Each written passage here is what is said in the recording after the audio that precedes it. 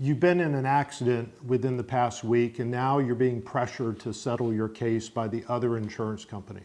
So let's talk about why this happens and what you should do. A lot of times the insurance adjuster for the at-fault party is going to be calling you shortly after the accident, trying to get you to settle your case for less than it's worth.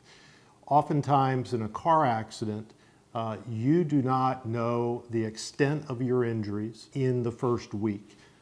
Oftentimes you don't know the extent of whether your injuries are going to be temporary, whether they're going to last a month, 3 months, 6 months, or they're going to give you permanent problems for the rest of your life. But what the insurance companies want to do, and they're trained to do it, is they're wanting to get you to sign off and accept a small amount of money within a very short period of time before you figure out that your injuries aren't going to go away within a few weeks. The first thing I can recommend is never sign a settlement agreement with an insurance company before you talk to an attorney.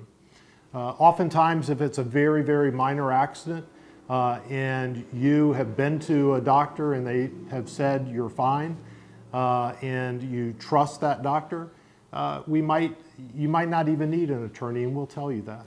But in a lot of other cases where a client will come to us within a week or so after the accident, still complaining of neck pain or back pain or some other type of pain that they have as a result of that car accident, we will get you to the right doctors so that they can properly diagnose what your injuries are, and just as importantly, what the prognosis is. The prognosis being how long they expect you to have problems, whether that problem is going to be a permanent problem, whether it's going to create chronic injuries that you're going to be left with for years to come.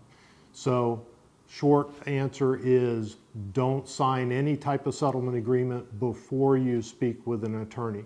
If you do, there's really nothing an attorney can do for you. The rules are very specific in that regard. The case law is very specific in that regard. If you sign a settlement agreement called a release of claims, you have just released all your claims forever and won't have any type of recourse against the at-fault party if you determine later on that you are injured and that you are still having problems. If you have any other questions about an insurance adjuster reaching out to you, pressuring you to settle, please give us a call at Hancock Injury Attorneys. I'll be happy to answer any questions you might have and give you the best guidance possible.